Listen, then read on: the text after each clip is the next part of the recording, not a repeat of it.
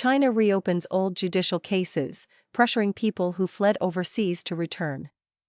The Chinese Communist Party's judicial authorities are reopening old cases in a sweeping review of past investigations and prosecutions, with officials focusing on allegations of bribery, personal political connections, and lenient sentences, according to insiders within the CCP.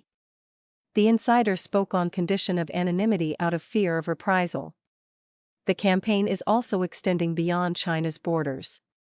Regime authorities have pressured family members in China to persuade people who have moved overseas to return for questioning.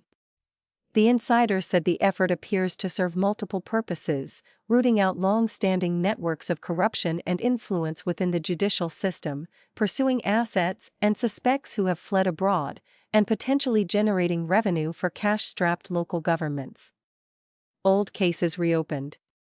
An insider familiar with the Chinese judicial system told the Epoch Times that the CCP's disciplinary authorities are examining whether officials involved in past cases had undisclosed personal relationships with defendants or accepted bribes in exchange for favorable treatment. One focus of the review is personal relationships, he said. If someone took money and a case that should have received a heavier sentence ended up with a lighter one, they can now go back and investigate it. If there was a financial relationship or bribery involved, they may trace it back. Cases that were closed years ago can be pulled from the archives and reviewed again, the insider said. The scrutiny can extend beyond the officials who originally handled the cases. Investigators may also examine defendants, people connected to them financially or personally, and other individuals who played a role in influencing how the cases were handled. The practice reflects a broader trend within the CCP of revisiting past misconduct years after a case was considered settled. Families become a pressure point. For people who have moved overseas, the CCP can still reach them through relatives who remain in China. A Liaoning native now living in Japan, surnamed Shi, told the Epoch Times that police from his hometown visited his family 3 times over the past 2 months. Officers asked his father to persuade him to return to China to talk, but did not explain why they wanted him back.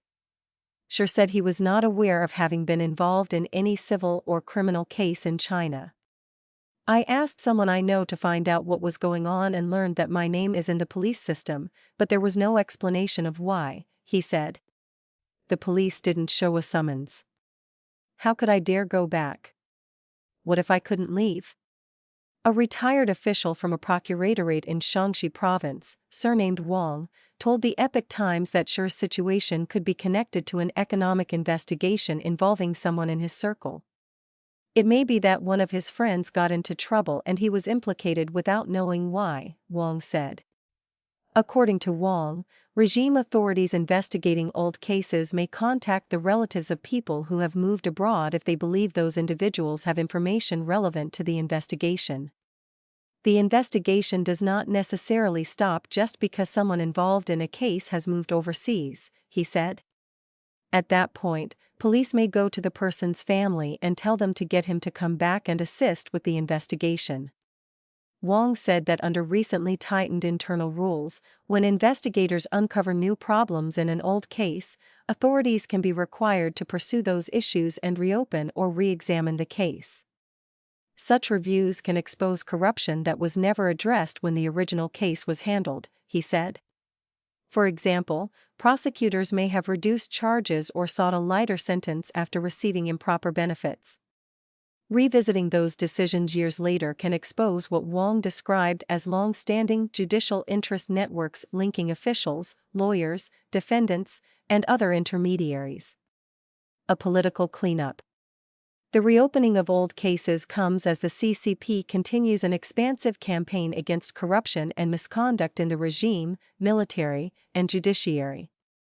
The party's disciplinary authorities have increasingly emphasized the review of past cases and the possibility of holding officials accountable for misconduct that occurred years earlier. Publicly available information shows that at least 15 officials at the bureau level or above in China's judicial and public security systems were investigated between early April and early June, according to a review of official announcements by the Epoch Times. Those targeted included officials from justice departments, prison administrations, political legal committees, and police agencies. A lawyer in Guangxi province, surnamed Zhou, told the Epoch Times the campaign has both political and financial dimensions. The first purpose of investigating these officials is to carry out political discipline and purges, Zhou said. The second is to confiscate the proceeds of bribery. Some people who have moved abroad may have been participants in the networks under investigation, while others may be witnesses or people who possess information about past cases, he said.